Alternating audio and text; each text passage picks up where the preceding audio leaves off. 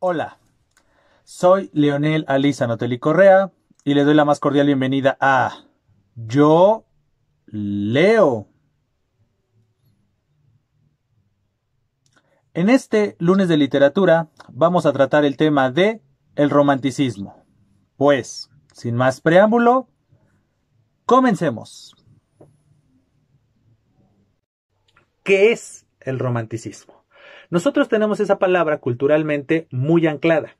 Es decir, nosotros cuando vemos una persona con un ramo de flores, con un Stitch tal vez de 2 metros o algo así, lo vemos andando a la calle dirigiéndose a alguien y decimos nosotros de manera así muy natural, qué romántico. O alguien lleva una serenata, alguien tal vez con un cartel enorme se le declara al ser amado enfrente de todos, etcétera, o tiene un cierto detalle y nosotros automáticamente podemos decir qué romántico.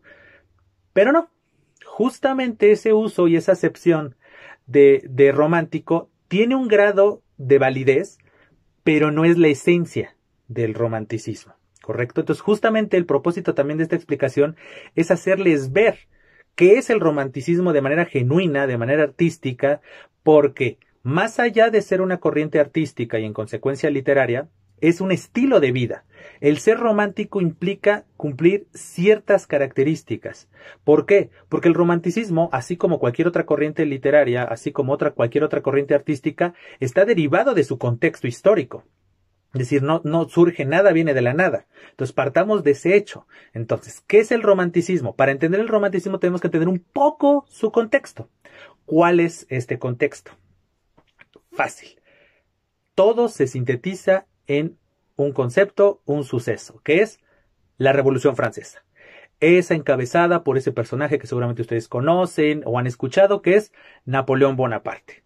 ¿Correcto? Es decir, la Revolución Francesa va a ser el punto de quiebre cultural que va a desembocar en una necesidad de expresarse de cierta manera, expresar ciertas cosas. Y esa forma de expresión nosotros la vamos a conocer como romanticismo. ¿Correcto? Entonces, derivado de la Revolución Francesa, que tiene lugar precisamente a finales del siglo XVIII y principios del siglo XIX, precisamente este suceso histórico va a ser el que va a desembocar en esa necesidad que les refiero. Entonces, ¿cuándo podemos nosotros contextualizar el romanticismo? La primera mitad del siglo XIX.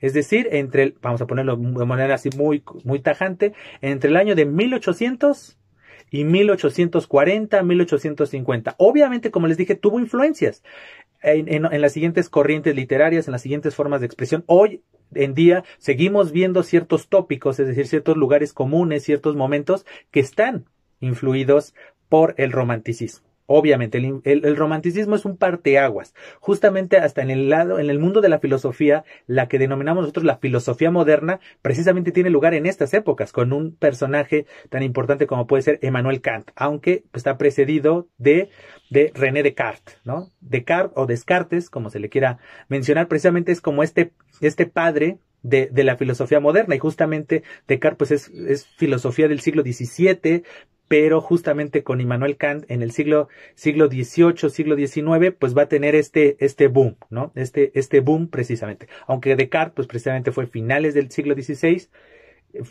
finales del siglo XVII, para haberse derivado en el XVIII y que tiene precisamente este boom con Immanuel Kant en el siglo XIX. Pero bueno, ese es en el ámbito filosófico, pero para que vean la importancia que tuvo este entorno y esta situación que es la Revolución Francesa y todo lo que derivó de ella, todo lo que ocurrió también en otros lugares del mundo. Muestra de ello es justamente nuestras independencias de este lado del Atlántico, es decir, las independencias de las colonias españolas, de las colonias europeas que tenían lugar en nuestro continente, pues precisamente también es otra situación histórica, social, política, armamentística que va a tener repercusión en la cultura en general y que obviamente va a desembocar en esta necesidad de expresar ciertas cosas, ciertos temas y tratarlos de cierta manera. Entonces, teniendo en claro esto de la Revolución Francesa, que no voy a profundizar en ello obviamente, derivado de esta situación, se genera una necesidad de tres cosas, en esencia, que esas podríamos decir que es la semilla y la esencia del romanticismo. La primera es la necesidad de hablar de libertad. La esencia de la Revolución Francesa, la bandera que usó Napoleón Bonaparte, que obviamente fue la influencia de muchos otros pensadores y de otros grandes revolucionarios y demás, obviamente personajes que influyeron en las independencias de las colonias aquí americanas y demás, fue precisamente este concepto de la libertad, la necesidad de la libertad. ¿Correcto? La segunda característica o la esencia o la base fundamental era este individualismo, por decirlo así, individualismo que se puede ver de manera muy particular en una sola persona, ser muy individualista, pensarte y centrarte solo en ti, o bien de una manera un poco maximizada que sería el individualismo nacional, es decir, el nacionalismo justamente tiene lugar en este momento histórico. Entonces, precisamente por eso se le va a dar importancia al yo, en el caso del arte individual, es decir, el yo nada más, enfoca en el yo, entonces la subjetividad, es decir, el yo solamente cuento mi historia, desde mi perspectiva, desde mi trinchera, desde mi visión, desde mi filosofía. Entonces estás concentrado mucho en el yo. Justamente si ustedes recordarán en el anterior video, precisamente el realismo y el naturalismo lo que intentan es erradicar esa subjetividad, ese individualismo. Es decir, ya no tenemos que hablar desde el yo, tenemos que hablar desde un nosotros, desde una realidad que tenga que ver este conjunto. Pero obviamente también la individualidad se puede hacer de manera colectiva, que es el nacionalismo. Decir que mi patria, mi nación, mi entorno es el mejor. Y entonces hablarlo desde la visión cultural de mi país, de mi región. Entonces, obviamente tenemos estos tipos de individualidades. Una individualidad muy personal, donde el yo impera, y esta individualidad colectiva desde la perspectiva nacionalista. Es decir, defender a la patria ante todo. No nos vayamos muy lejos. Analicemos la letra de nuestro himno nacional. Nuestro himno nacional precisamente tiene un concepto romántico, de defender con la vida incluso la patria, aquel que osare, ¿no? El masi osare, un extraño enemigo, es terminar con él. Esto es precisamente ese de mexicanos al grito de guerra, es precisamente unámonos todos, somos uno mismo, somos una misma entidad. Entonces precisamente esos conceptos que muestra de ellos que seguimos hoy, más de 200 años de nuestra independencia, seguimos cantando el himno nacional. Entonces, obviamente el himno nacional no nació al mismo tiempo que la nación, pero bueno, fue 20, 30 años después. Entonces tenemos más de 150 años cantando un himno romántico, justamente de una individualidad, de un nacionalismo, de un entorno bélico. ¿Correcto? Entonces, como pueden ver, entonces el romanticismo tiene este entorno bélico, por un lado, de estar combatiendo y combatiendo de manera general las naciones contra otras naciones o de manera individual, uno combatiendo contra algo. Entonces, en esencia, esos son los ejes del romanticismo, ¿no? La libertad, la individualidad, el nacionalismo, ¿no? La exacerbación de los sentimientos, podríamos decir que es ese tercero, ¿no? Sí, porque el segundo se deriva, ¿no? Se podría ramificar. Entonces, el primero es la libertad. El concepto de libertad es fundamental. El concepto de individualidad, ya sea de manera muy personal o de manera colectiva, pero no deja de ser muy nacionalista, es el segundo. Y el tercero es precisamente esa exacerbación de los sentimientos. Es decir, como les decía al principio de este video, el romántico es un estilo de vida. Es decir, es tener un sentimiento cualquiera que sea este. Es justamente un matiz del concepto romántico que tenemos hoy en día. Hoy solamente pensamos que un romántico es aquel que siente amor y cae muchas veces en lo que podríamos también denominar cursi. Es decir, tener un detalle, cantarle, decirle palabras muy hermosas y demás. Y decimos, qué romántico. Y entonces, como pueden ver, sí tiene una cierta validez. Porque efectivamente una persona que ama, pues lo ve desde su individualidad, desde su percepción. La otra persona es bella, hermosa, la mejor del mundo desde su percepción. Es una perspectiva efectivamente romántica, pero no es la única. Y además, el amor no es el único sentimiento que existe. Existen otros sentimientos que si se viven de manera desbordada, caemos precisamente en la característica, de el personaje romántico. Entonces, un personaje romántico, su primera característica, además de cumplir estas semillas, que es lo de la libertad, la individualidad, es este punto. Vivir su sentimiento, el que tenga, de manera exacerbada. Recordemos que en esas épocas no existía la psicología, ¿correcto? Entonces, lo que hoy podríamos denominar como, ¿cómo se podría decir? si estás triste, pues una depresión, obsesiones, vamos a generalizarnos. Si tú vives cualquier sentimiento de manera obsesiva, eres un romántico. Entonces, es la característica de los personajes románticos, de los héroes y las heroínas románticas. ¿Correcto? Es decir, esa era la característica de los héroes románticos, esa era la característica de las heroínas románticas. Era tener un sentimiento cualquiera, podría ser amor, miedo, odio, rencor, melancolía, el sentimiento que fuera, y vivirlo de manera obsesiva, al grado de que era parte inherente de su vida, al grado de que incluso le iba a costar la vida, porque una de la esencia del romántico es que su sentimiento le cueste la vida. ¿Correcto? Por eso otra vez regresamos a este paréntesis del himno de nuestro país. El himno de nuestro país nos invita a la guerra y casi es a dar la vida. Es tanto amo a mi patria que voy a dar mi vida por ella. ¿Correcto? Cualquiera que ose o cualquier persona que ose lastimar de una u otra manera a mi patria va a sufrir las consecuencias o moriré en el intento de hacerle pagar esas consecuencias. Piensen que ese sentimiento nacionalista aplicado a la individualidad personal aplica igual. Yo tengo un sentimiento y ese sentimiento lo vivo de manera tan profunda que voy a dar la vida por ese sentimiento. Esa vida o me va a costar la vida, ese sentimiento me va a costar la vida, o voy a dar la vida porque quiero que permanezca ese sentimiento. Normalmente este último es obviamente relacionado con el amor. Es decir, los románticos retoman ciertos conceptos del Renacimiento. Ese periodo que precisamente vamos a ver nosotros en otro video. 3. En el Renacimiento, que a su vez retoma cosas de la época clásica, que también a su vez vamos a ver en otro video, 3, retoma el concepto de tragedia. Es decir, que alguien tiene un destino ya prescrito y toda persona que quiere ir en contra de su destino siempre va a terminar mal, va a terminar muerto o va a padecer una pérdida que sea muy dolorosa para el personaje en cuestión. Puede ser la pérdida de la vida o la pérdida de algo o alguien muy importante que le va a afectar de por vida a ese personaje. Entonces piensen que ese concepto de tragedia, que nace culturalmente en Occidente con los griegos, los trágicos griegos, que insisto, vamos a hablarlos con calma y a su debido tiempo en otro video, 3, lo retoman en el Renacimiento. En el Renacimiento por eso tenemos a escritores como Shakespeare, tenemos a Lope de Vega, tenemos a Calderón de la Barca, la misma Sor Juana Inés de la Cruz de este lado del Atlántico y demás, que retoman ese concepto de tragedia, el concepto de comedia y demás, pero vamos a enfocarnos ahorita nada más de tragedia. Y ese concepto tan medieval, renacentista, barroco, se lo vuelven a retomar en el siglo XIX. Entonces, los románticos se caracterizan por ser muy trágicos, es decir, por implementar conceptos, implementar medidas que son demasiado drásticas, ¿correcto? Y si vas en contra de esa determinación del destino, siempre vas a terminar mal. Entonces, la gran característica del romántico es tener un final trágico, es decir, padecer una pérdida. Puede ser la pérdida, insisto, de la vida o la pérdida de alguien o algo que te va a marcar y te va a crear un vacío total, que te va a hacer que otra vez, como les decía hace unos minutos, la característica del romántico es tener un sentimiento exacerbado. Entonces, si te mueres te moriste porque peleaste de tal manera, tenías tanta obsesión por eso que sentías que te costó la vida. O bien, tenías ese sentimiento hacia algo o hacia alguien y pierdes ese algo o ese alguien que te va a generar un vacío que, opción 1, te mata de tristeza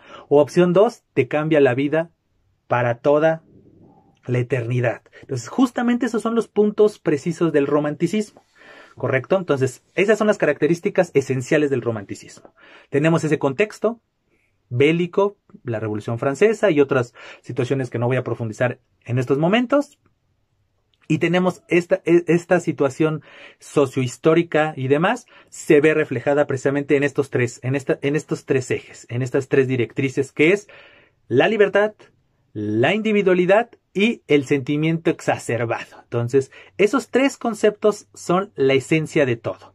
Entonces, literariamente hablando, el concepto romántico tiene su boom, paradójicamente, no en Francia, sino en Alemania. ¿Correcto? Las primeras obras literarias que crean este canon, esta estética y el modelo a seguir se genera y tiene su gran detonante en Alemania. Tenemos a dos escritores, por un lado Schiller, pero por el otro lado tenemos al que más influencia tuvo, que es Gut, ¿correcto? Gut o Goethe escribe esta novela precisamente, Werther, o también se le conoce como Las desventuras o las cuitas del joven Werther. Voy a spoilearles, infelizmente tengo que spoilearles un poco la novela para que entiendan lo que quiero decirles. ¿De qué va esta novela llamada Werther? ¿De qué va esta novelita? Esta novelita, en esencia, nos cuenta, como lo pueden deducir a partir del título y de los derivados del título, de las cuitas, que significa las tristezas o las desventuras del joven Werther, como lo pueden inferir, nos cuenta la historia de un joven llamado Werther. Esta novela se caracteriza por ser epistográfica, es decir, son cartas supuestamente escritas por Werther dirigidas a un amigo. Entonces, en estas cartas, Werther le escribe a su amigo, que es el que publica supuestamente estas cartas del joven Werther, escribe que se tuvo que cambiar de residencia, derivado de sus estudios y de ciertas circunstancias de su vida, se tuvo que cambiar de residencia. Entonces le cuenta cómo fue el viaje y demás, y de repente en una de las cartas le comenta que, siguiendo justamente esta filosofía del amor platónico y del intercambio de miradas y del amor a primera vista, precisamente le cuenta en una de sus cartas que se acaba de enamorar de una mujer que es la que fue creada perfectamente para él. Pero hay un problema. Esta mujer tiene un defecto, entre comillas, un defecto. Es casada. En consecuencia, este amor sería imposible. Paréntesis, ¿no le suena eso parecido a lo que hoy denominamos el crush? Es esta persona ideal, inalcanzable y demás, que solamente nos da alas, pero sin darse cuenta que nos está dando alas, porque tal vez la otra persona es muy atenta y demás, pero nos voltea a ver, nos contesta o algo, y automáticamente nosotros nos ilusionamos, pero sentimos a esa persona alejada, imposible de alcanzar. Pues precisamente eso le ocurrió al joven Werther. El joven Werther se enamora de esta mujer perdidamente, pero ella es inalcanzable e imposible. ¿Por qué? Porque es casada. Y no olvidemos los conceptos del matrimonio en estos tiempos. No era tan fácil, ni nada por el estilo, divorciarse, o era bien visto, era mal visto. Lo peor de todo es que el joven Werther entra en este proceso de melancolía, ¿correcto? De sentirse triste en todo momento, porque como no lograba consolidar este amor, pues obviamente eso le generaba un vacío. Entonces, ese amor, en este caso este sentimiento de amor, lo vivía, era parte de su esencia. Él dormía, comía, respiraba gracias y por medio de ese amor. Su razón de ser, su razón de vida era este amor. Entonces lo vivía de una manera tan exacerbada que entra en esta melancolía. Todo el tiempo, a partir de que ella se enamora, pues sí tenía estos picos, ¿no? Estos picos de emociones, ¿no? Cuando hablaba con ella, pues obviamente en las cartas que le refiere a su amigo, pues estaba inmensamente feliz porque coincidían en todo y ella le regresaba, se podría decir, ese sentimiento, pero no dejaba de seguir casada. Y todavía para acabarla, el esposo de esta mujer era un pérfido, era alguien perverso, alguien que la descuidaba, alguien que no le prestaba atención y demás. Entonces, todavía para acabarla, él sentía tristeza de que la persona que tenía el placer de estar con ella no la cuidaba, no velaba por ella como él concebía que se merecía a ella. Entonces, eso todavía lo hacía entristecerse más, porque él se sentía capaz de poderle dar el amor, las atenciones que ella merecía, una mujer como ella merecía. Entonces, como podemos inferir, pues la serie de cartas que escribe Werther a su amigo, pues están llenas de estos picos emocionales, ¿no? Momentos de mucha alegría cuando conversaba con ella, pero de gran tristeza cuando no la lograba ver porque tal vez tuvo que acompañar a su esposo o porque tuvo que estar con él todo el tiempo y entonces no pudo platicar con ella, de al saberse consciente de que nunca iba a poder estar con ella, pues justamente todo este alud de sentimientos buenos, pero que al final se concentraban en lo negativo, la melancolía, la tristeza, el vacío, empujan a nuestro personaje principal, ¿a qué? A suicidarse, ¿correcto? Es este gran tópico romántico donde el protagonista muere al final. Derivado precisamente de esta tradición que yo les comentaba, clásica y renacentista, que es retomar la tragedia. Es decir, en el destino de Werther era tal vez estar solo, pero él quiso ir en contra de la marea, o quiso ir en contra del status quo, es decir, de las normas sociales, quiso involucrarse con una casada, y obviamente pues eso implica ir en contra de ciertas normas en el mundo de la tragedia, pues es ir en contra del destino de los dioses, que implementaron los dioses y demás, y recibes un castigo. El castigo es esta pérdida. Entonces, en el mundo del romanticismo, este final trágico siempre deriva en muerte. Entonces, por eso lo que les mencionaba al principio del video. Nosotros hoy decimos, ¡ay, qué romántico! Pero seamos analistas. En realidad es romántico esa persona que regala el peluche, esa persona que regala una carta. ¿En realidad está viviendo el sentimiento de manera exacerbada al grado de que se va a morir sin la otra persona? ¿Sí o no? ¿Tiene elementos románticos esos detalles y esas cursilerías? Sí. Pero como se vivía en el siglo XIX, no. ¿Y por qué refiero esto del siglo XIX y cómo se vivía? Muy fácil. Porque esta novela, precisamente, Werther, se volvió lo que hoy denominamos un bestseller.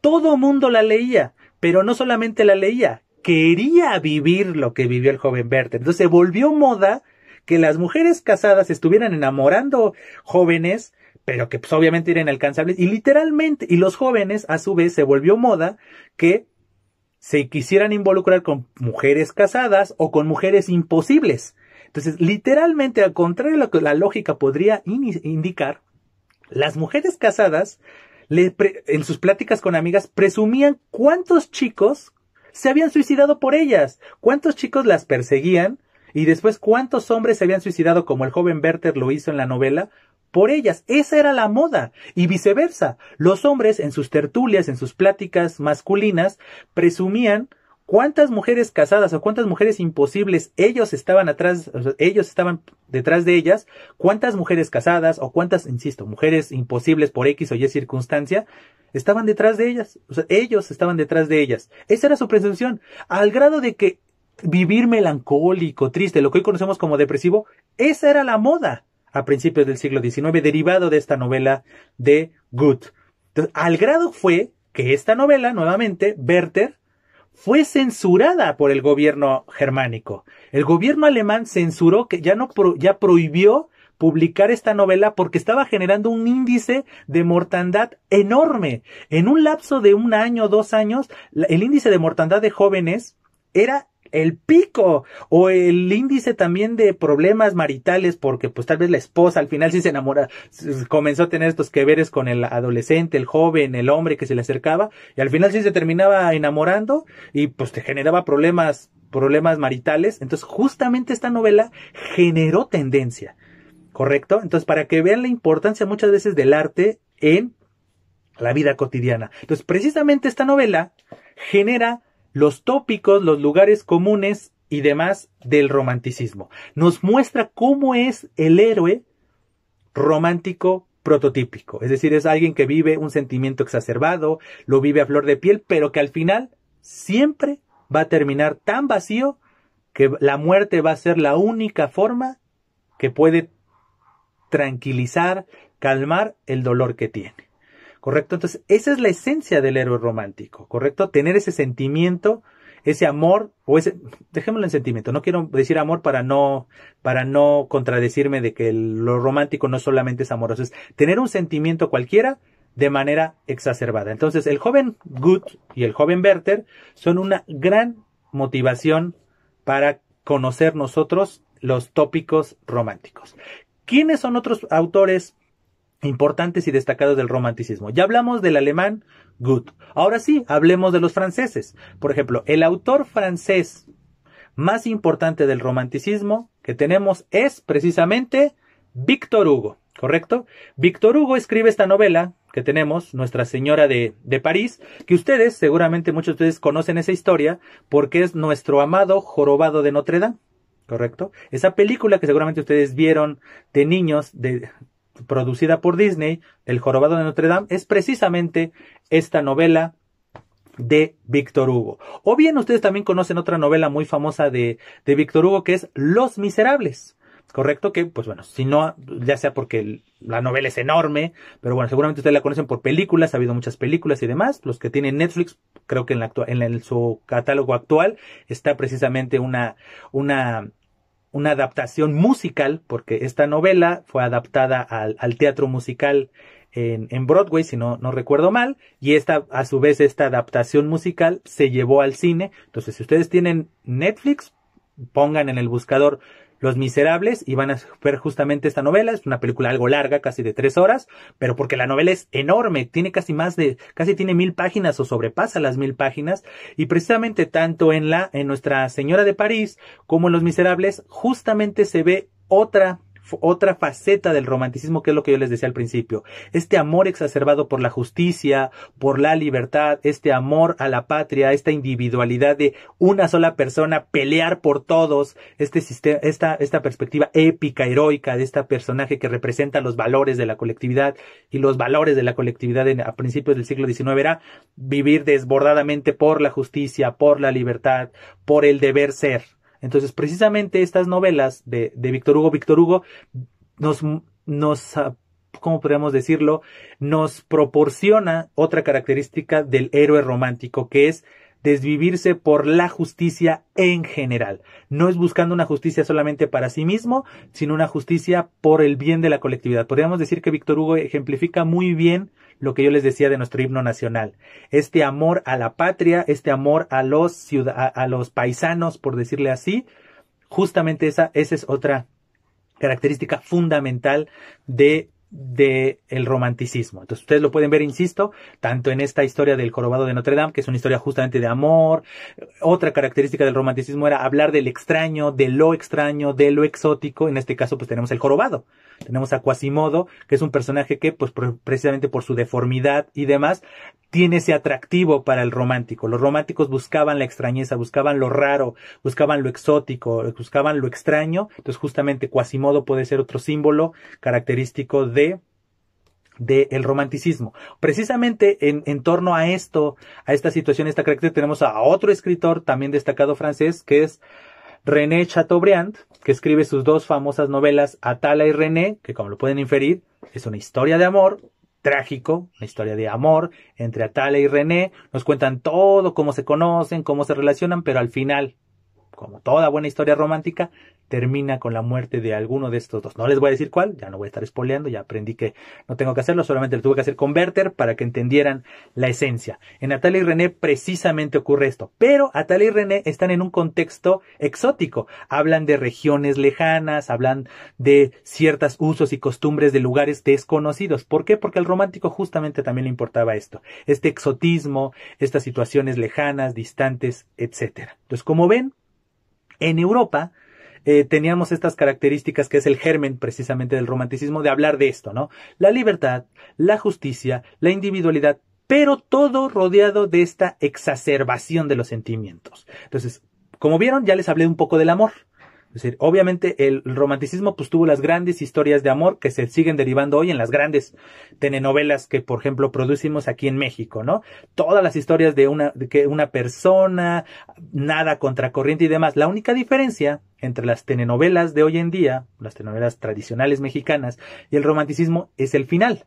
Las novelas mexicanas tienen un final feliz, mientras que las historias románticas, todas, sin excepción, tienen que tener un final trágico. No hay historia romántica que tenga un final feliz. Si tiene un final feliz, es una derivación, una interpretación, lo que quieran y manden, pero no es romántico. Entonces, por eso nosotros tenemos que pensar, si queremos vernos cultos o nos queremos ver exactos, decir si alguien es romántico o alguien si pretende ser romántico. Si tú pretendes ser romántico, es si vas a vivir, te vas a entregar al 100, pero al final vas a fracasar. Es la historia perfecta del fracaso. Es decir, quieran o no, es algo quijotesco. Si ustedes leen el Quijote, ustedes ven la historia del Quijote de alguna u otra manera, el Quijote es la historia del personaje fracasado. Insisto, eso lo vamos a ver con calma cuando hablemos del Renacimiento y de las grandes obras del Renacimiento, que precisamente es el Quijote, pero adelantándome un poco, es eso. El Quijote es la gran historia del gran fracaso. ¿Correcto? De la persona que siempre fracasa, pero aún así sigue adelante porque tiene esas convicciones, esos ideales. Piensen que ese concepto del Quijote, también que es renacentista, fue retomado en el romanticismo. Obviamente el Quijote fue un personaje muy emblemático para los románticos. ¿Por qué? Porque es tener un sentimiento, tener un ideal, tener algo que te empuja, que es tu razón de ser, a pesar de que al final sepas que vas a fracasar. Eso es ser un romántico. Es tú desvivirte por el ser amado, sabiendo que al final vas a terminar mal. Eso es ser un romántico. En el aspecto amoroso, todas las historias de amor romántico tienen grandes picos de momentos de felicidad, pero al final como todo, románticamente hablando, no es ley de vida, termina trágico. Esa creo que es la ley, es la eterna situación de que de manera consciente vas a terminar mal. Entonces piensen ustedes si quieren ser románticos. Quieren tener momentos de gran felicidad, pero al final vas a fracasar. Esa cosa que tanto amas vas a perderla de una u otra manera, porque te vas a morir, porque va a morir la otra persona, o simplemente por alguna X o Y circunstancia lo vas a perder. Esa es la característica elemental del amor romántico. Es un amor destinado a la pérdida y, por decirlo entre comillas, al fracaso. Por X o Y circunstancia. Ese es el amor romántico. Pero como les decía, el romanticismo no solo es amor. El romanticismo también toca otros temas. ¿Por qué? Porque el amor no es el único sentimiento que existe. Entonces, veamos qué otros sentimientos caracterizan al romanticismo. Pues uno de los sentimientos más constantes en el romanticismo y demás también es el terror, el miedo. Entonces, aunque ustedes no lo crean, antes del romanticismo había historias de fantasmas, historias de aparecidos, historias de antiguas, de espíritus y demás, pero su intención no era causar miedo, aunque lo causaban, pero su intención primordial era simplemente referir historias sobrenaturales, lo que nosotros veíamos en anteriores clases de las leyendas, hablar de elementos sobrenaturales que podían causarte cierto miedo y demás, pero no era con esa intención, con ese dolo, simplemente era la explicación de ciertos eventos sobrenaturales. En el romanticismo se retoma esta situación de las leyendas, pero ahora sí con un fin totalmente de mostrar los miedos y los terrores de las personas. Entonces, tenemos a 3 escritores, 2 de ellos ingleses, aunque una es británica y la otra es irlandesa, aunque bueno, Irlanda pertenece a este gran conglomerado que es la Gran Bretaña, pero bueno, respetemos, británicos, y tenemos a un escritor de habla inglesa, aunque nacido en nuestro continente, es en Estados Unidos. Voy a hablarles primero de él, porque es uno de los escritores más importantes del romanticismo, pero no en la tendencia amorosa, sino en la tendencia del miedo y el terror. Y les estoy hablando de Edgar Allan Poe. Edgar Allan Poe nace en la ciudad de Baltimore, en Estados Unidos. Dato curioso, el equipo de fútbol americano se llama los Cuervos de Baltimore, en homenaje precisamente a Edgar Allan Poe. El poema más famoso de Edgar Allan Poe es El Cuervo. Aquellos que sean fanáticos de Los Simpson, la primera casita del terror de Los Simpson, te leen el poema de El Cuervo, obviamente de manera humorística y muy característica de Los Simpson, pero la historia es exacta. La historia es precisa, salvo esos matices de chistes y demás relacionados con la serie, pero es precisamente El Cuervo. El Cuervo es el poema más famoso de Edgar Allan Poe, y en homenaje a este escritor y a ese poema, el equipo de fútbol americano de la ciudad de Baltimore, que es donde nació Edgar Allan Poe, retoma el nombre. Pero bueno, después de este dato inútil y cultural, enfoquémonos en él. Justamente en el romanticismo, esta importancia de los sentimientos y la exacerbación de los sentimientos y estos sentimientos tan desbordados y tan obsesivos que te pueden costar la vida, precisamente es la esencia de Edgar Allan Poe, ¿correcto? Tanto de su vida, porque él también tuvo estos delirios, era alcohólico y demás, por sus situaciones, etcétera. Estos delirios que él tenía, pues justamente los llevó o lo derivaron a escribir estas grandes historias de los miedos, las incertidumbres, los terrores que vive una persona. Entonces, en esencia, la mayoría de las historias de Edgar Allan Poe son de esta tendencia de terror, de miedo, tal vez hoy los leemos y ya no nos causan tanto miedo, pero pensemos que hace 200 años no existían este tipo de historias. Existían estas historias sobrenaturales y demás, pero que no profundizaban en el sentimiento de la persona. Profundizaban nada más, te contaban la historia del fantasma, del aparecido y demás, pero no te contaban qué sentía la persona al estar frente a una situación paranormal. Nunca te contaban eso. Simplemente te contaban qué hacía el fantasma, qué hacía el jinete sin cabeza, qué hacía la llorona, pero nunca te contaban cómo se sentía algo. Y entonces Edgar Allan Poe nos muestra justamente ese reflejo. Es decir, te voy a contar la historia de un aparecido, te voy a contar una historia sobrenatural, pero no te voy a contar nada más la historia del ente sobrenatural y ya. Te voy a contar la historia de una persona que vivió una situación paranormal y te voy a contar esa situación desde la visión, desde el sentimiento de esa persona. Entonces, eso es justamente el cambio de paradigma. Ya existían las leyendas de situaciones paranormales o sobrenaturales, pero nunca nos la habían contado desde la perspectiva de alguien que estaba viviendo. Entonces, ya sabíamos que existían los fantasmas. Creyéramos o no creyéramos en algo, sabíamos que había historias de fantasmas. Pero nunca nos habían contado una historia de alguien que veía un fantasma y que nos relatara cómo se sentía estar frente a un fantasma o sobre una situación sobrenatural. Edgar Allan Poe, esa es una de sus grandes aportaciones a la literatura, tanto romántica como a la literatura en general. Ustedes tal vez hoy son fanáticos de las historias de terror. ¿Qué nos cuentan las historias de terror? En esencia, sucesos sobrenaturales, sucesos que causan terror por X o Y circunstancia, porque hay diferentes tipos de terror, como ustedes bien saben, pero no vamos a profundizar ahorita en ello, pero contados desde la perspectiva de quien está viviendo el terror. Es decir, el demonio, el fantasma, la bruja, el asesino serial, etcétera, no viene por nosotros. Nosotros estamos viendo la historia casi desde los ojos de quien está siendo perseguido, de quien está siendo acosado por esa entidad, por ese personaje. Entonces nosotros tenemos esa empatía. Es lo que yo les decía al principio del semestre. Justamente la literatura nos genera esa empatía. ¿Por qué nosotros sentimos miedo si sabemos que no viene por nosotros? Porque nosotros nos clavamos de tal manera en la historia que nosotros nos ponemos en la piel de ese personaje. Piensen que eso es una de las características del romanticismo. Tener a flor de piel ese sentimiento, esa emoción. Lo mismo pasa con las historias de amor. ¿Por qué las telenovelas siguen teniendo éxito hoy en día? Porque sentimos la empatía por el personaje protagónico y sentimos ese deseo, esa necesidad de amar, esa necesidad de ser amado, esa necesidad de consolidar ese amor. Es exactamente lo mismo. En el caso del terror es eso. Nadie se le había ocurrido contar una historia paranormal desde la perspectiva del que lo siente, del que lo vive, del que lo padece, del que se va a morir producto de esa situación. ¿Por qué? Porque el demonio lo atacó y lo mató, porque del miedo hizo alguna atrocidad y va a perder la libertad o va a perder algo, porque muchas de las historias también de Edgar Allan Poe hablan de crímenes, de que tanta obsesión tenía, de tanto odio tenía el personaje por algo, por alguien, que cometió un crimen y ese crimen lo desembocó, lo llevó a perder algo, y en este caso la libertad, porque terminó encarcelado, o contaba la historia de un lugar donde hay pena de muerte y entonces terminaba muerto derivado de una determinación judicial y demás. Precisamente, otra historia y otra gran aportación de Edgar Allan Poe a la literatura es la literatura policíaca. Hoy, que está tan de moda, no podemos ver plataformas, no podemos prender la tele sin que nosotros veamos que en algún canal hay una serie de policías.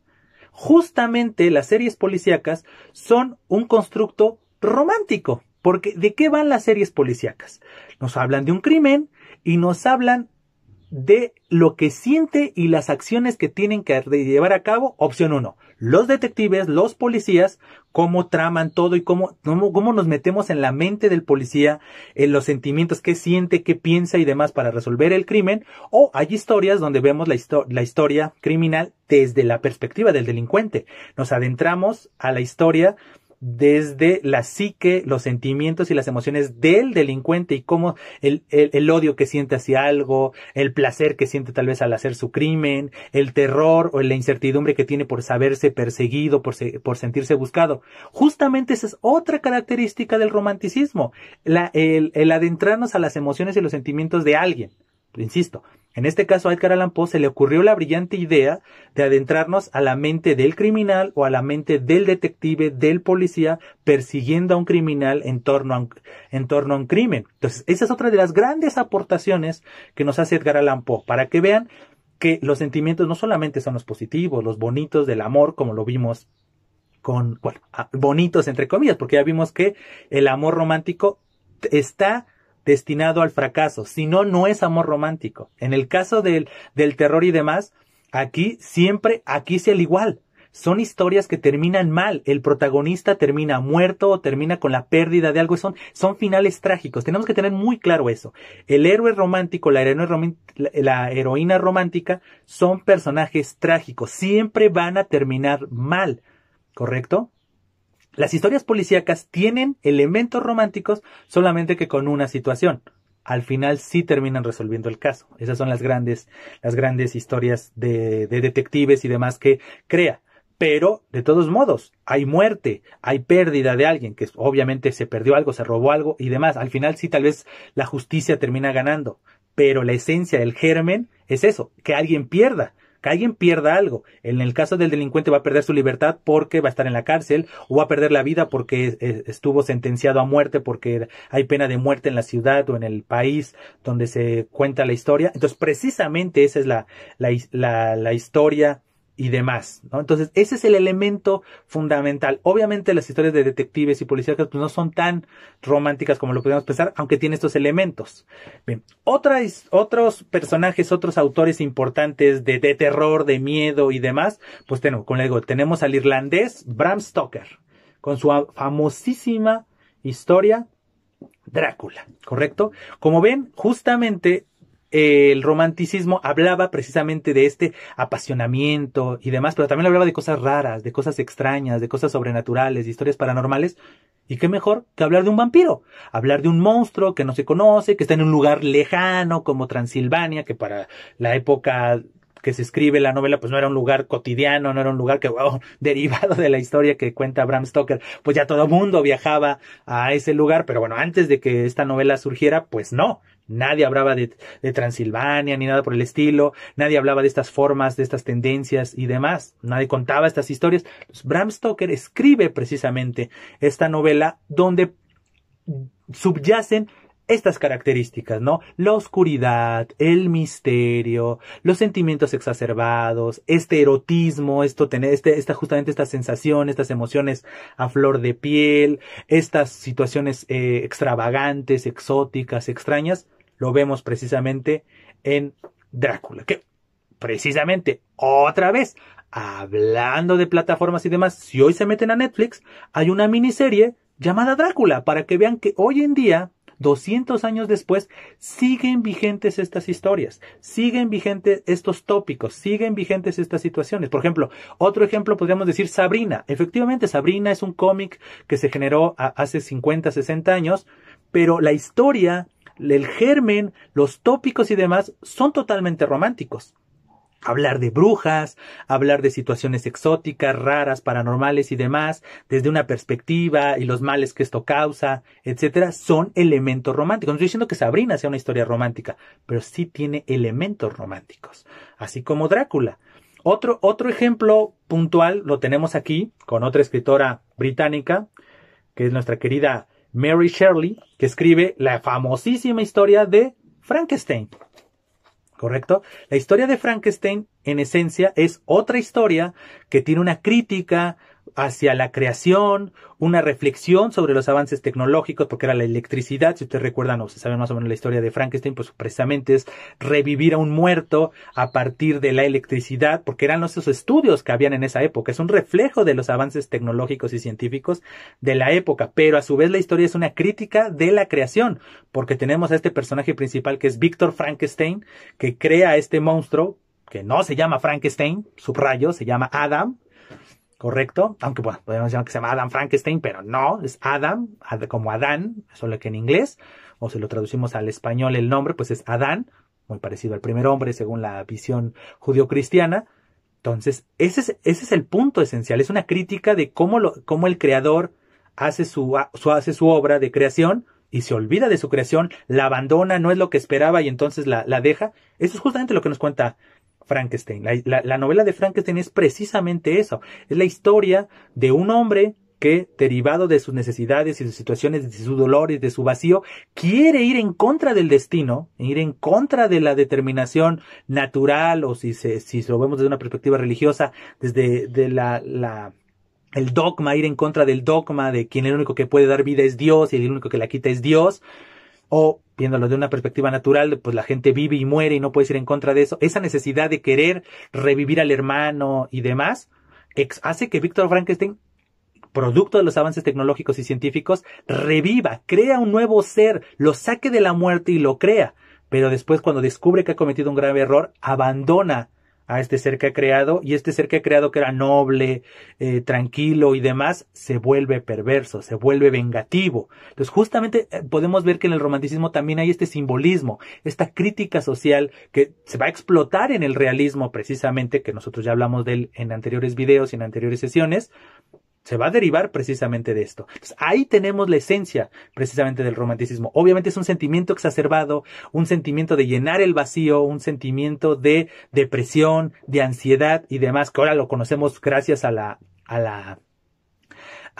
ciencia o a la asignatura de psicología. Tenemos ya estos nombres, ¿no? De ansiedad, depresión, etcétera.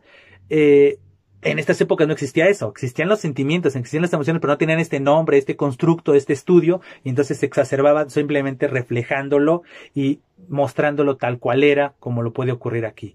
Entonces, otra vez, si tienen curiosidad y demás, pues bueno, en el mismo Netflix está una película precisamente llamada Mary Shelley, que nos cuenta la historia de esta escritora, ¿correcto? Que ahí está la primera clave fundamental. Era escritora.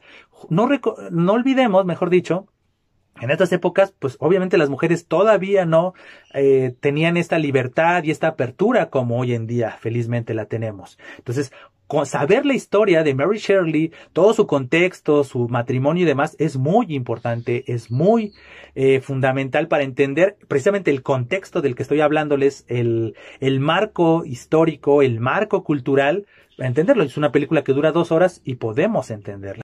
Pero bueno, ya después de este paréntesis y este panorama general, vamos a aterrizarlo ahora sí, que es el siguiente tema, que podríamos decirlo, que es el romanticismo en América, ¿correcto? Y después lo vamos a matizar al romanticismo en México. Pero bueno, antes de pasar al romanticismo en América, tenemos que hablar un poco del romanticismo en nuestro idioma.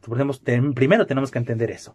Obviamente hablamos ya del origen cultural en Francia, obviamente literariamente hablando su origen fue en Alemania, ya les hablé precisamente de la literatura francesa, ya les hablé de la literatura inglesa, está Lord Byron, está la misma Mary Shelley, está el mismo Bram Stoker, ya les hablé de la literatura inglesa americana con Edgar Allan Poe, que es uno de los mejores y mayores representantes del romanticismo, no solo en América, sino en el mundo. Ahora vamos a hablar del romanticismo en español. ¿Correcto?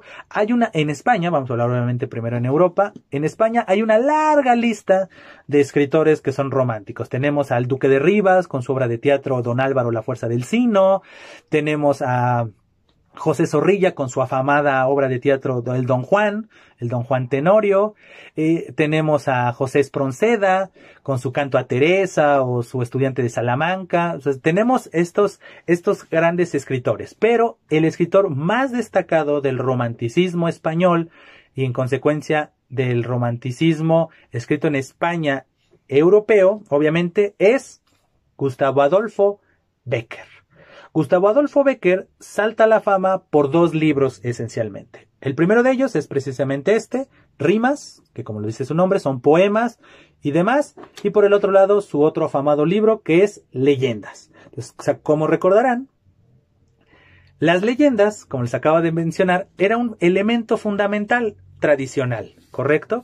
Entonces, Gustavo Adolfo Bécquer retoma estas leyendas medievales, estos ambientes de igual manera medievales, estas historias o estos ambientes renacentistas, es decir, de 3, 4 siglos antes de que él naciera y en consecuencia él escribiera, y justamente los envuelve en el entorno romántico, ¿correcto? Es decir, por ejemplo, esto hablando de sus leyendas, justamente habla de eso, son historias paranormales y demás, pero vistas desde la perspectiva de un yo. Esa es la gran aportación también, por decirlo así, en lengua española, subrayo, de nuestro querido Gustavo Adolfo Bécquer. Es decir, nos vuelve a contar las mismas leyendas que ya todos conocíamos de la tradición medieval y de la tradición renacentista, pero ahora son contadas desde la perspectiva de un yo. No simplemente es una voz en tercera persona, un narrador extradiegético que te cuenta la historia de un elemento paranormal, de un castillo lejano.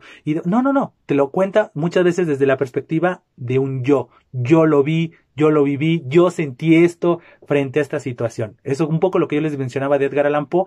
Piensen que en lengua española, Gustavo Adolfo Bécquer con sus leyendas, esa es la gran aportación que hace Gustavo Adolfo Bécquer.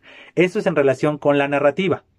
En relación con la lírica, la poesía, tenemos sus rimas. Sus rimas precisamente muestran esos tópicos, muestran esos momentos característicos del amor romántico, ¿correcto? Este proceso, por decirlo así. Hay poemas de enamoramiento, simple y llanamente se enfocan en decir el yo poético, diciéndole principalmente un yo poético masculino, diciéndole a un alguien femenino que está enamorado de ella, y punto, ¿no? Existen ese tipo de rimas muy simples, entre comillas. Existen los poemas muy amorosos, y es donde tal vez la otra persona ya le dio el sí después de tanto. Entonces, estos picos que yo les decía del amor romántico, estos picos de gran felicidad, de gracias, tú eres mi vida, sin ti no puedo vivir, Pero, como buen amor romántico, es trágico. Lo mismo le ocurrió al mismo Gustavo Adolfo Bécquer. Gustavo Adolfo Bécquer lo vivió en carne propia. La esposa, su esposa, el amor de su vida, esta mujer que era su gran inspiración, su musa para la inmensa mayoría de sus poemas, le fue infiel.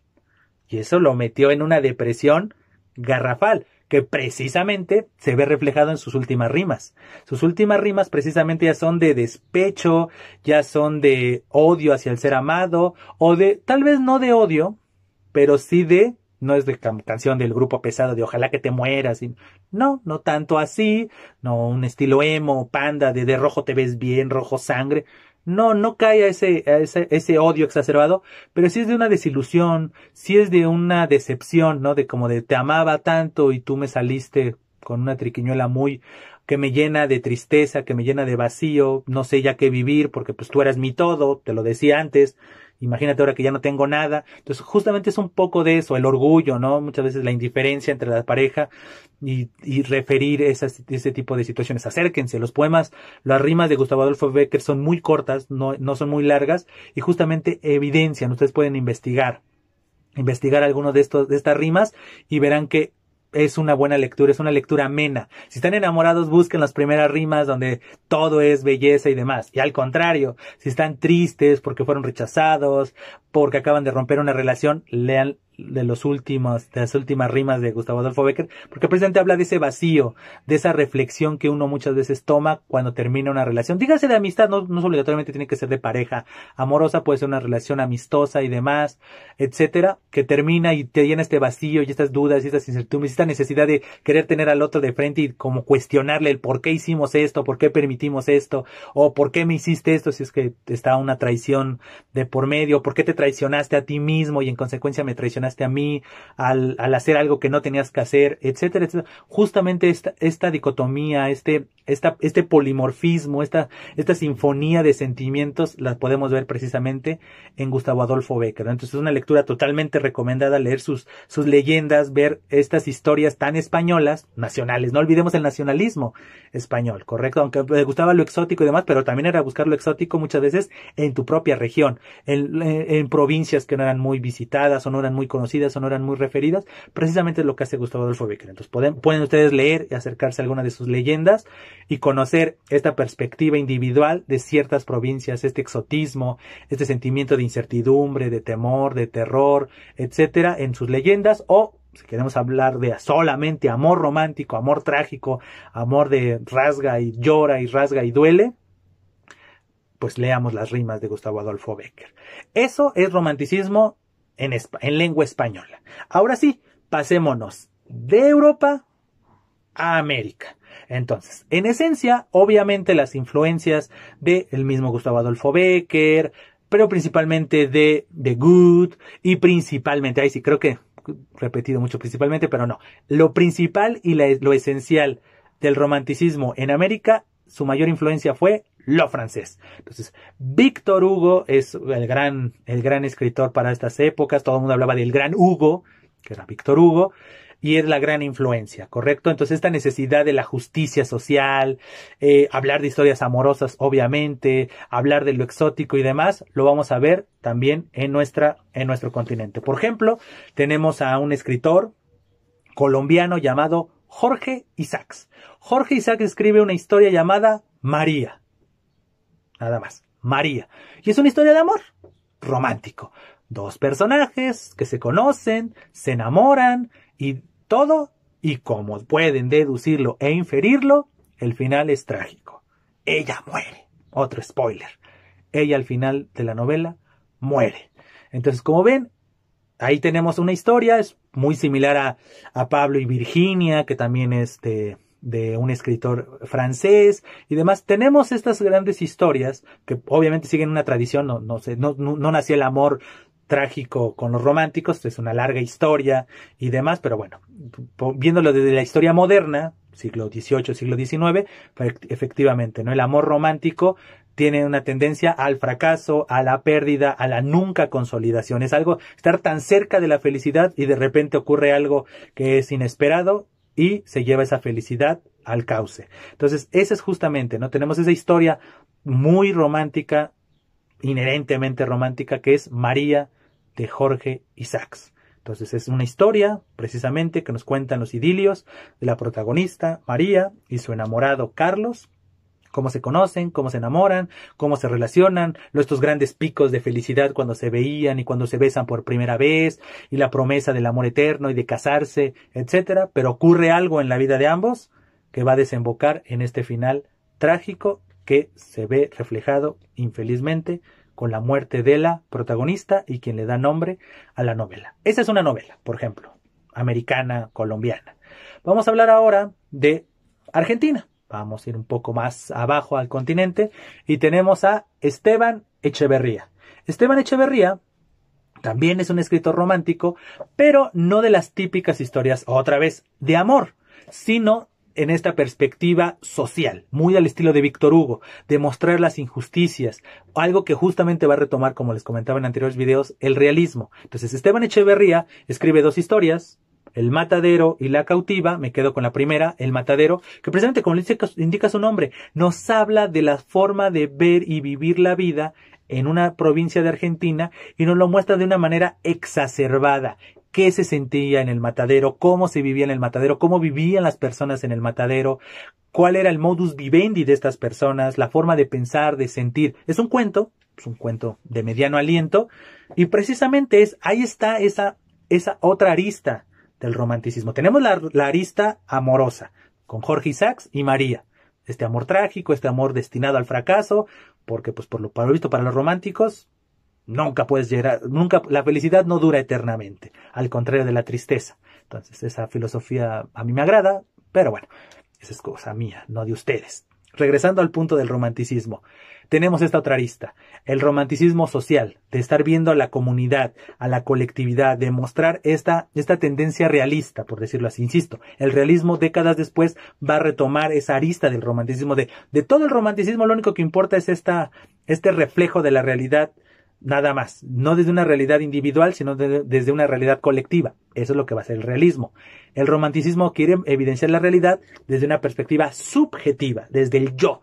Entonces, justamente, Esteban Echeverría, tanto en su obra La cautiva como en su obra El matadero, nos muestra esta arista del romanticismo social, de hacer un reclamo de las injusticias y demás desde un yo. O sea, yo lo vivo, yo lo atestiguo, yo lo padezco y desde un yo, pero no deja de ser una crítica a la colectividad, no deja de ser una gran aportación de los usos y costumbres y demás. Por eso, obviamente, también existen otras obras importantes como la de José Hernández, por ejemplo, y demás, que nos hablan justamente de las provincias, los usos y las costumbres, etcétera. Entonces, precisamente en este mismo tenor, tenemos a un escritor mexicano, que es Guillermo Prieto, ¿correcto?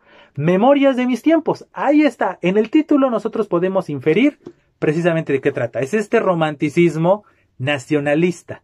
En sus obras, en esta obra, en este libro, Memorias de mis tiempos, Guillermo Prieto nos hace un retrato de los usos y costumbres de México, y específicamente de la Ciudad de México en este periodo, precisamente la primera mitad del siglo XIX, inmediatamente posterior a la independencia de México, cómo se vivía. Entonces, Guillermo Prieto se vale de este elemento social, por decirlo así, del romanticismo, de exaltar el nacionalismo, exaltar los usos y las costumbres de una región, en este caso la Ciudad de México, ¿correcto? Entonces, esa es una esencia. Como podemos ver, tanto Esteban Echeverría como Guillermo Prieto se basan en eso, ¿correcto? Entonces, pero también hay historias amorosas románticas en México. Y uno de los escritores que más peso le dio a este tipo de historias, pues en la poesía pues tenemos a Manuel Acuña, ¿no? Manuel Acuña con su famoso Nocturno a Rosario, que les invito a leerlo. El final es un poco rudo y tétrico, un poco freudiano, pero bueno, no voy a hablarles de eso. Pero pues ustedes pueden investigar Nocturno a Rosario, es un poema de mediano aliento, no es tan largo, pero bueno, tampoco es tan corto como un soneto o algo por el estilo, o alguna de las rimas de Gustavo Adolfo Bécquer. Investiguen Nocturno a Rosario de Manuel Acuña y vean el amor saca miel ese poema, ¿correcto? Es el romanticismo, el amor romántico llevado al extremo, y justamente él lo vivió, ¿correcto? Él se suicidó. Entonces, para que vean cómo los autores románticos también, ser romántico era un estilo de vida, no solamente era un estilo literario, un estilo artístico, era esta forma de ver la vida, pero también de manera exacerbada en el mundo real, no solamente la forma de ver la vida para plasmarlo en obras. No, entonces muchos de estos escritores se suicidaron, tuvieron vidas muy trágicas, como les mencionaba de Gustavo Adolfo Bécquer y demás, que también murió muy joven, etcétera, por una enfermedad, que era algo también muy característico de la época y demás, y ahora que estamos en pandemias y demás, para que vean cómo todo es cíclico, lo que yo les he dicho en muchas clases de que todo esto es cíclico, la vida es cíclica, la historia es cíclica y demás, no es tan distante de la realidad. Pero bueno, regresando y ya casi para terminar, uno de los escritores mexicanos, hablando del romanticismo en México, que nos cuenta historias de amor es Manuel Paino. Manuel Paino, en sus novelas cortas, que es el ejemplar que tengo ahorita aquí en las manos, precisamente la mayoría de sus novelas cortas y demás son de tendencia romántica. Nos habla de estas historias de hombres y mujeres que se enamoran y que al final terminan trágicamente sus historias amorosas. También tenemos al mismo Ignacio Manuel Altamirano, que yo les mencionaba en anteriores videos, relacionado con el naturalismo y el realismo, pero bueno, enfoquémonos en Manuel Paino y demás. Entonces, aquí podemos ver justamente este tipo de historias, este tipo de tendencias, etcétera, ¿correcto? ¿A dónde va toda esta explicación? La explicación, en esencia, va a que ustedes descubran esta línea del tiempo, por un lado artística, y para que vean que no hay nada nuevo bajo el sol, como dice el dicho popular. Es decir, muchas de las cosas y de las historias que leemos y vemos hoy en forma de una novela, en forma de un cuento, en forma de una canción, en forma de una serie, de una película, siguen tópicos culturales. Entonces, como ven, muchos de los tópicos que se generaron precisamente en el romanticismo los seguimos viendo hoy en día, ¿no? Entonces, como ustedes podrán ver, el romanticismo es una tendencia cultural muy importante, ¿no? Hoy en día seguimos hablando de historias trágicas amorosas, seguimos contando historias de amor de manera vehemente, es decir, con un sentimiento exacerbado, aunque el final puede ser terminar siendo feliz, que rompe este paradigma del romanticismo. Bueno, es totalmente válido, pero no deja de seguir que la línea que tomó la historia tiene tópicos, tiene recursos románticos, o viceversa. Respetar a cabalidad las historias trágicas, románticas, estas historias exacerbadas, estas historias de libertad, estas historias de justicia, etcétera, las seguimos viendo hoy en día y es estos ideales que seguimos teniendo desde el siglo XIX. Pues bien, espero que este video haya sido de su gusto, pero sobre todo de su utilidad.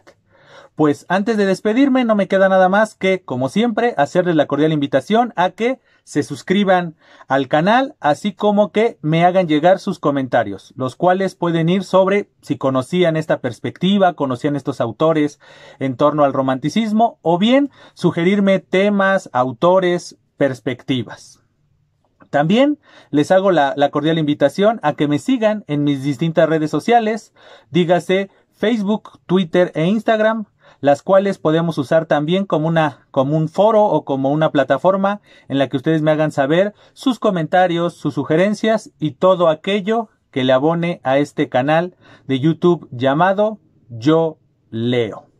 Pues bien, ahora sí, no me queda nada más que agradecerles su presencia y decirles, estamos en comunicación. Hasta siempre.